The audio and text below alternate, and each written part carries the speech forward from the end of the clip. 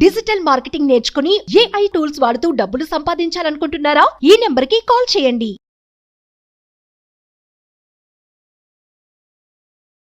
నమస్కారం రచిత గారు. నమస్తే సిరి. సో బేసిక్గా మీరు ఎన్నోసార్లు వైఫ్ అండ్ హస్బెండ్ రిలేషన్ గురించి మాట్లాడినప్పుడు అండ్ రిలేషన్ అనగానే మనకి ప్రేమ ఉన్న చోటనే గొడవలు చిన్న చిన్న తగాదాలు వస్తూ ఉంటాయి అని చెప్తూ ఉంటారు. అలా ఎస్పెషల్లీ వైఫ్ అండ్ హస్బెండ్ మధ్యలో గొడవలు వచ్చినప్పుడు గొడవలు రాకుండా ఉండడానికి ఒక 5 టిప్స్. యాక్చువల్గా ఇవి నెంబర్ ఉంటాయి రా. అంటే రీసెంట్గా మేము నాగతో కూడా చేశాను నేను ఇది.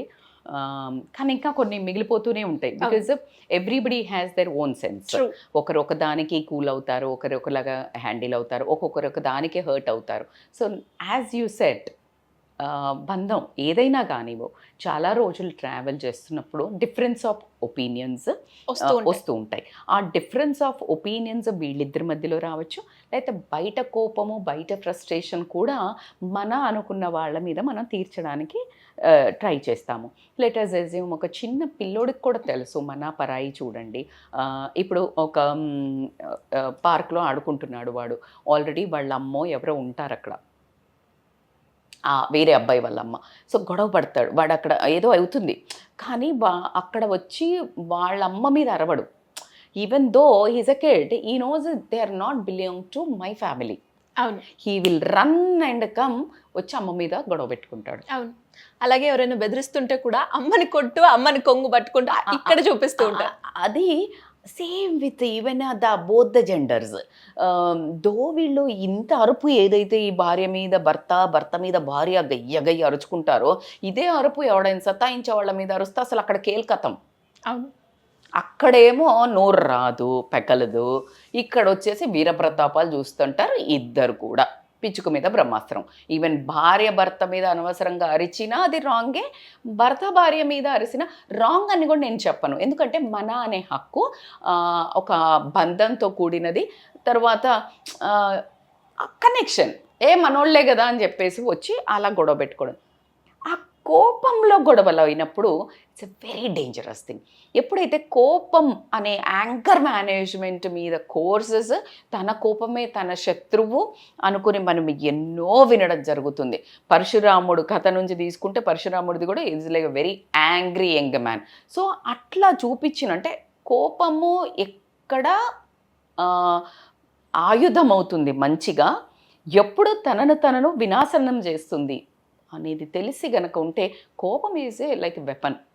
ఇట్స్ ఏ వెపన్ నేను చెప్తాను. అందుకే అంటున్నాను, వెపన్ ఎప్పుడు ఎవరు యూజ్ చేయడం తెలిసినవాడే వైజ్ పర్సన్స్ అంటాం మనం.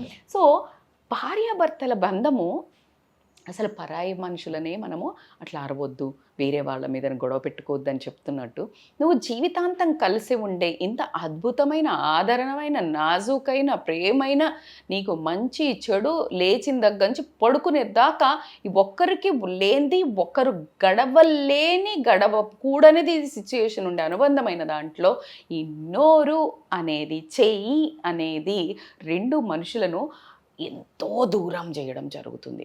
ఆ టైంలో వచ్చిన కోపం కంట్రోల్ లేకపోవడం వల్ల తిట్టుకోవడం, కొట్టుకోవడం, వస్తువుల్ని పగలగొట్టడం వల్ల అసలు చిన్న తగాదా అది హీట్ ఎక్కిపోయి ఇంకా పెద్దగా అయిపోయి మనసు విపరీతంగా గాయాలవ్వటం జరుగుతుంది.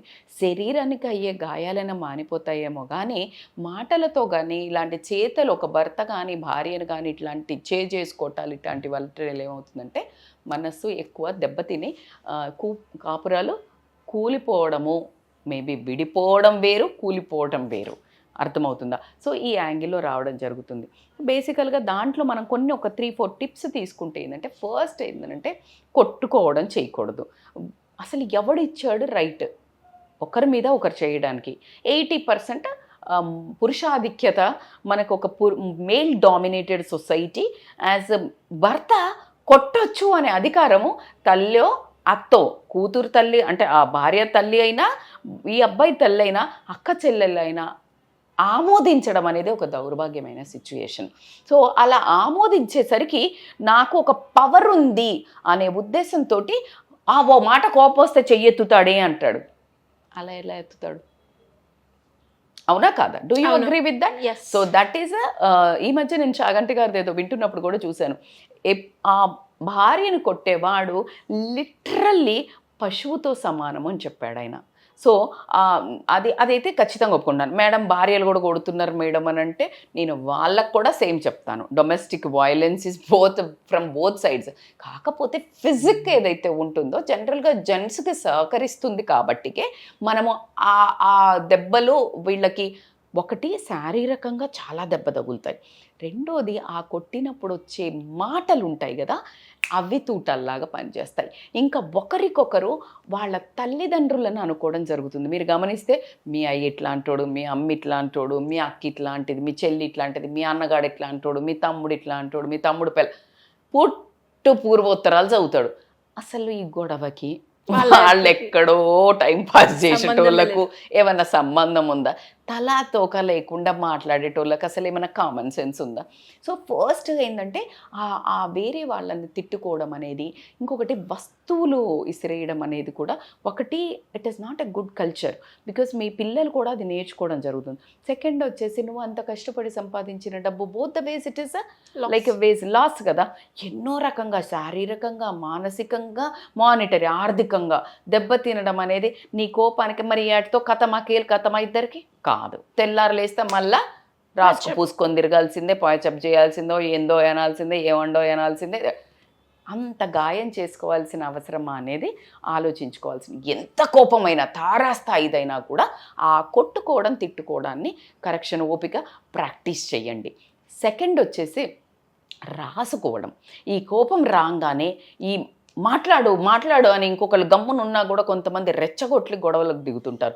అలా చేయకుండా ఇద్దరు అక్కడి నుంచి ఆ ప్రజెంట్ సిచ్యుయేషన్ నుంచి పక్కకెళ్ళి రైట్ దట్ ఆ ఫీలింగ్స్ ఆ టైంలో ఏమనిపిస్తుంది, మా ఆయన కొట్టిండు, ఇది ఏమనుకుంటున్నాడు, నన్ను పిచ్చి పిచ్చిగా మాట్లాడుతున్నాడు, మా అమ్మ నాన్న ఏం చేసిండ్రు, ఈయనకి నేను ఎంత చేసినా, వీళ్ళకి ఇదే కదా కడుపులో కోతంత ఉండేది. ఇప్పుడు నేను ఎంత చేసినా, నేను బంగారం అడిగినా, ఇది అడిగినా, నేను ఎన్ని త్యాగాలు చేసినా, నా ఉద్యోగం కూడా వదిలిపెట్టినా, నేను అమెరికా నుంచి పోకుండా వదిలిపెట్టినా, నా కొడుకుకు జ్వరం వచ్చినప్పుడు నా జాబ్ పోయింది, ఇన్ని ఉంటాయి కడుపులో. రాయి. భర్త ఉన్నాడు, రాయ్, నేను మీకోసమే కదా సంపాదన చేస్తున్నాను, నేను పోయింది ఎవరి కోసము, నేను టైంకి రాలేదన్నదే చూస్తున్నది, ఈమె కన్నా నేను ట్రాఫిక్లో ఇరుక్కున్న, మా బాస్ నన్ను దొబ్బిండు, లేకపోతే somehow you right that all things. ఎందుకు గొడవైంది సిచ్యుయేషన్ని అనాలిసిస్ చేయండి. నీకు రాస్తున్నప్పుడే సగం సొల్యూషన్స్ వస్తుంది, సగం బాధ తీరిపోతుంది. True. And this is called as a reflection technology. You will understand the situation very easily. ఆ పెయిన్ మొత్తం తగ్గుద్ది. ఇంకా విపరీతంగా రాస్తూనే ఉండు till your pen stop. Judge చెయ్యకు, బికాజ్ అది ఎవరికి చూపించేది లేదు కదా. నువ్వే రాస్తున్నావు, Roy till the pen stops its own full stop. అయిపోయిన తర్వాత దాన్ని మంట పెట్టేసి హ్యాపీగా ఉంటుంది. you'll feel so subtle. So give them, take deep breath, start writing. Take deep breath. Madam కోపంలో బుర్ర పని చేస్తుందంటే అదే కదా, అదే పని చేయాలి మనకి. మనుషులకి ఉన్న టెక్నిక్ ఏంటి, మన నిగ్రహం తెచ్చుకోవడం అనే కదా. రాసేయడం, ఏదంతా అన్నది రాసేయటమే. ఏది అసలు నీకు ఆ టైంలో నీకు ఏం అర్రాలనిపిస్తుంది, ఇప్పుడు వాళ్ళని తిట్టాలనిపిస్తుంది, ఏం అరవాలనిపిస్తుంది, ఏం కక్కాలి కదా. మరి ఇదేం చెప్పిన కదా ఇందాక, నేను కొన్ని ఇచ్చిన కదా. అట్లా నువ్వు ఎప్పుడైనా ఏమైనా కొనిచ్చినావా, బంగారం కొనిచ్చినావా, బట్ మీ అమ్మ ఇట్లా చేసింది, మీ అక్క ఇట్లా చేసింది, మీది రాయండి అబ్బా. అన్ని లేడీస్ అయితే మస్తుంటాయి కలప్పుడు. పాపం లేడీస్ అన్నా అరుస్తారు ఇట్లా గొంతు పెట్టుకొని ప్రతిసారి, కానీ అబ్బాయిలకి ఆ మాత్రం కూడా వాళ్ళకి ఆవేదన చెప్పుకోవడానికి ఉండదు అనే ఉద్దేశంలో. ఎందుకంటే వాళ్ళకి ఏం చెప్పరాకనే వాళ్ళు చెయ్యెత్తుతారు. సో కాబట్టి ఆ చెయ్యెత్తడాలు గియ్యెత్తడాలు అనేది it's totally domestic violence. You will be బొక్కలో. సో కాబట్టి అందుకని చెప్పేసి మీరు కూడా రాయండి. యూ ఆల్సో మీ ఎమోషన్స్ని బయటకు రాసినప్పుడు you will feel so better. Very good technique అని చెప్పచ్చు, బాగా వర్కౌట్ అవుతుంది నిజంగా బాగా.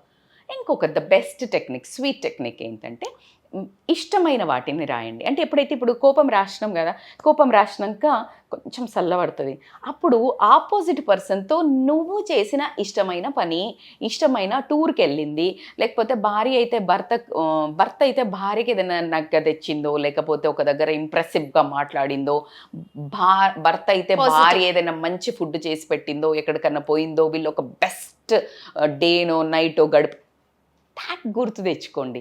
All not about bad things, లైఫ్లో మంచి కూడా ఉన్నాయి కదా.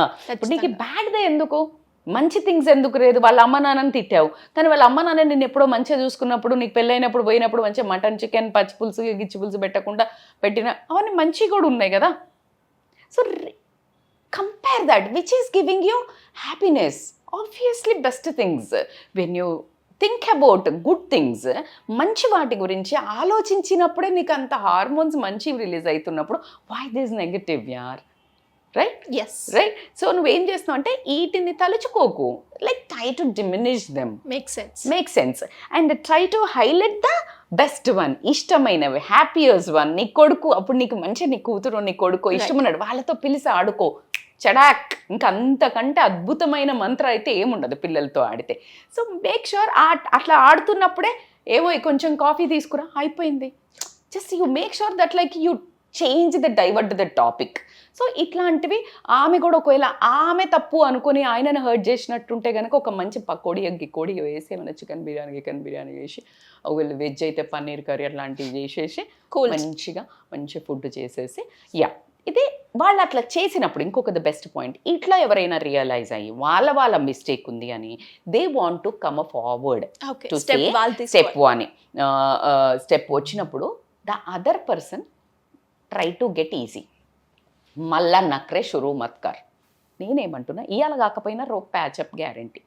ఈ సాగదీసుడితోటి ఏమైందంటే ఆ రెస్పెక్ట్ పోతుంది. ఆ చెట్టు అనిపించుకున్నాక కలిసిన దానికంటే ఈ రిగ్రెట్ తోటి వచ్చి కలిసినప్పుడు నువ్వు ఆమోదిస్తే ఎట్లుంటది? యాక్సెప్ట్ చేసిన అన్న ఫీలింగ్, నీ మీద ఒపీనియన్ పెరుగుతుంది, ఆయన వచ్చాడని నీ ఈగో సాటిస్ఫై అవుతుంది. So respect and ego is a beautiful words which needs in both the relationship. So which I feel. So and last but not the least ఏంటంటే, ఆ టైప్ అయిపోయినాక కూడా ఇమ్మీడియట్గా కొంచెం ఆ గొడవ ఏదైతే దేనికైతే అయిందో ఇమ్మీడియట్గా డిస్కస్ చేయకండి. కాస్త టైం తీసుకొని కాస్త పూర్తిగా అట్లా ఒక నెగటివ్ ఫీలింగ్ అట్మాస్ఫియర్ చల్లబడ్డ తర్వాత, అంటే ఇప్పుడు ఫర్ ఎగ్జాంపుల్ ఎండ కొడుతుంది, ఎప్పుడు మనకి 5 అట్లా కొడుతుంటుంది, 4కి అట్లా కొడుతుంటుంది, 5 వరకు ఎండ తగ్గుతుంది మేడం మరి మాట్లాడొచ్చట లేదు, అది అసలు అగడ ఇంకా ఘోరంగా ఉంటుంది. అప్పుడు ఇట్లా చల్లగా ఇట్లా నీళ్ళు పోసి చూడు, జుప్పని పీల్చేస్తుంది. సో 6-6:30 విల్ బి కూల్, చల్లగా that time I want it. You got it. ఎండాకాలం ఎగ్జాంపుల్ బాగా పనిచేసింది. సో మనకు ఆ కొంచెం ఇంకా పూర్తి తరహాలో చల్లబడ్డ తర్వాత చక్కగా సాయంత్రం అయినాక చక్కగా ఒక అబ్బాయి అయితే చక్కగా ఒక మల్లెపూలు తెచ్చో, లేకపోతే అమ్మాయి అయితే లేడీ అయితే మంచిగా ఒక వంట చేసో, మంచి హస్బెండ్ పక్కన కూర్చొని వాటిలో అయింది అవ్వకుండా ఉండాల్సింది కదా మనం యాక్చువల్గా ఇట్లా. సో మంచిగా సాల్వ్ ఇద్దరిది ఉంటుంది, అదొక్కటే అర్థం చేసుకోండి. ఎప్పుడు కానీ అంత పెద్ద గొడవ అయినప్పుడు ఎవరిదో స్టార్టింగ్ అయినా ఎవరో ఒకరు ఆజ్యం పోస్తున్నారు, ఎవరు ఇనిషియేటర్, ఎవరు అగ్రివేటర్. పాయింట్అవుట్ చేయకండి. ఓకే, నాలో ఈ క్వాలిటీ ఉంది, నీలో ఈ క్వాలిటీ ఉంది, నువ్వు ఇది తగ్గించుకో, నేను ఇది తగ్గించుకుంటా, బరాబర్, సెట్ ఆల్ సెట్. సో మంచిగా హగ్గి ఒక కిస్సి ఇచ్చుకొని హ్యాపీగా ప్రశాంతంగా లైఫ్ని సెట్ చేసుకుంటే బ్రహ్మాండంగా ఉంటుందబ్బా. ఎందుకు చిలికి గొడవ ఎప్పుడు ఒక తలనొప్పిగా, ఒక స్ట్రెస్ఫుల్గా మన ఇంట్లో మనం ఒక్కళ్ళని మేనేజ్ చేయలేకపోతే ఇంక మనం ఇంకెవరిని ఎక్స్పెక్ట్ చేద్దాం? మనం ఏవో మేనేజ్ చేయాలి, ఈ దేశం ఉద్ధరించాలి, వాడు గవర్నమెంట్. సో కాబట్టి just like lead a happy beautiful life. చిన్న తగాదాలు, మనస్పర్ధలతోటి జీవితాలను జీవితాలు దూరం కాకపోవచ్చు, ఎందుకంటే ఈ బంధాలు భలే డేంజరస్ అబ్బా. ఒక్కసారి మన ఇండియన్ కల్చర్లో మనం అంత తొందరగా విడిపోవడానికి లేదు. సరే కొంతమంది ఇప్పుడు విడిపోతున్నారు, బట్ దానికంటే పోయి ఇంకా కష్టాలు పడాల్సి ఉంటుంది. కానీ మనస్పర్ధలతో దూరం పెరుగుతుంది, రెస్పెక్ట్ తగ్గుతుంది, కోపం పెరుగుతుంది, హేట్రేడ్ పెరుగుతుంది. అవి డేంజరస్. దానితో మనము ఒక మనిషిని పక్కన పెట్టుకొని బతకడము కంటే బాధాకరమైంది ఏమీ లేదు సిరి. True. Waste of being in ఆ లైఫ్. పెయిన్ ఆ టైం ఉంటుంది తప్ప మనకి హ్యాపీనెస్ మరి ఎందుకు ఇద్దరు కాబట్టి సార్ట్ అవుట్ చేసుకోండి. అస్సలు విడిపోవడానికి ఇట్లాంటి చిన్న చిన్న కారణం ఒక్క అడుగు ముందుకేసి చక్కగా ప్రశాంతంగా చేసుకున్నట్టయితే హ్యాపీగా కలిసి ఉండడం జరుగుతుంది.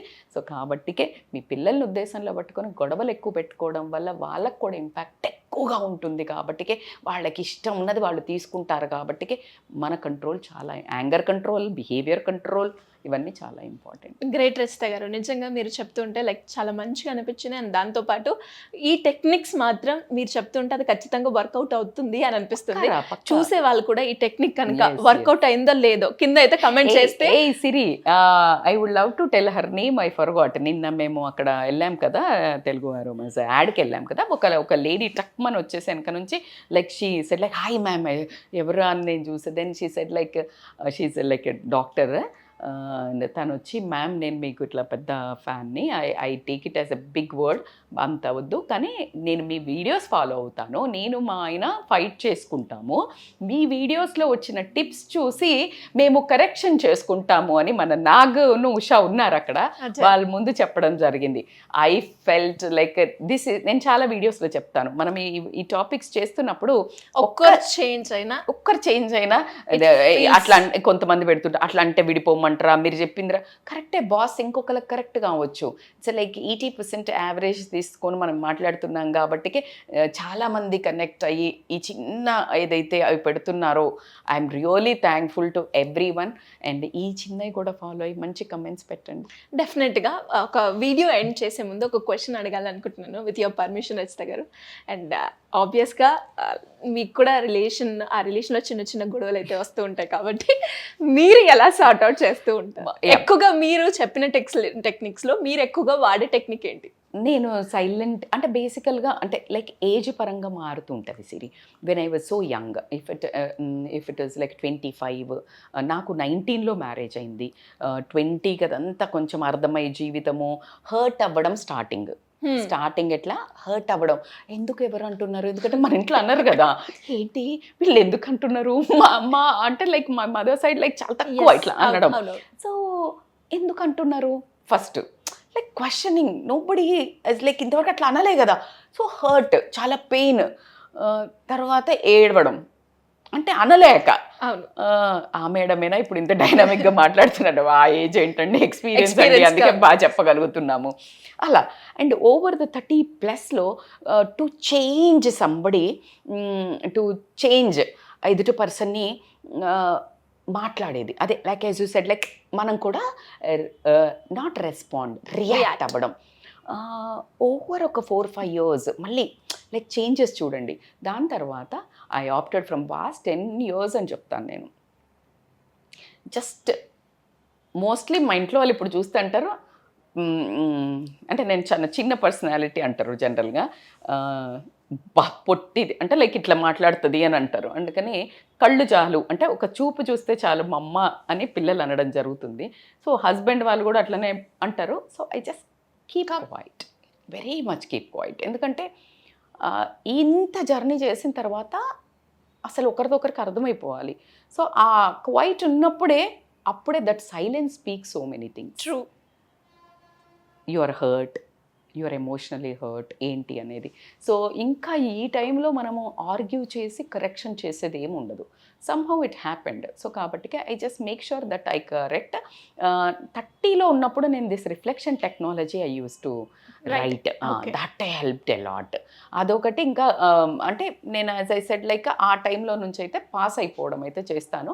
ఆ తర్వాత ఇట్ బికమ్స్ సో సిల్లీ, దీనికా ఇంటికల్లో లేచింది ఎందుకు ఇది అంటే I feel it is energy draining because of a spiritual connection అనివ్వండి, more practice towards this counsellings అనండి కానివ్వండి. చూసిన తర్వాత ప్రపంచంలో this are the like human tendencies, ఇట్లా బిహేవ్ చేస్తారు. యాక్సెప్టెన్స్, నువ్వు అనుకున్నట్టు ఎదుటి మనిషి ఉండరు. సో వాళ్ళ డిఫరెంట్ బిహేవియర్కి నువ్వు రియాక్ట్ అయితే that's what they are expecting us, that's what they are triggering us. So why you are like triggering like a తోలుబొమ్మ? No, just go. This is how I do it. Great అండి. And బాగా serious గా ఈరోజు మా వాళ్ళు చూసి అనుకుంటారు ఏంటి నువ్వు ఇంటిదంతా మొత్తం చెప్పేస్తున్నావు అని. సో బాగా తీసావు. సో అలా మీకు కూడా ఏమైనా యూస్ఫుల్ అయితే మీకు మీరు ఏ టెక్నిక్ ఫాలో అవుతున్నా చెప్పండి, లేదు ఈ టెక్నిక్ వర్కౌట్ అయినా కూడా కింద కమెంట్ మెసేజ్ సో చేయండి. నాలాగా 40+ చేంజ్ అయ్యేదానికంటే మీరు 30+లోనే అది పెట్టుకుంటే ఇంకా కొంచెం 10 years స్ట్రెస్ తగ్గుద్ది. ఏడవడాలు, హర్ట్ అవ్వటాలు, బాధపడ్డాలు చేయకండి అబ్బా, ఎందుకంటే కలిసి ఉండాల్సిందే. కాబట్టి వెళ్ళా ఎప్పుడు నవ్వుతూ చక్కగా ఇప్పుడు నేను చెప్పిన టెక్నిక్స్ని ఎక్కువ వాడేసేయండి. You will be more free from the hurtings. Thank you అండి. Thank you so much. Thank you so much Siri.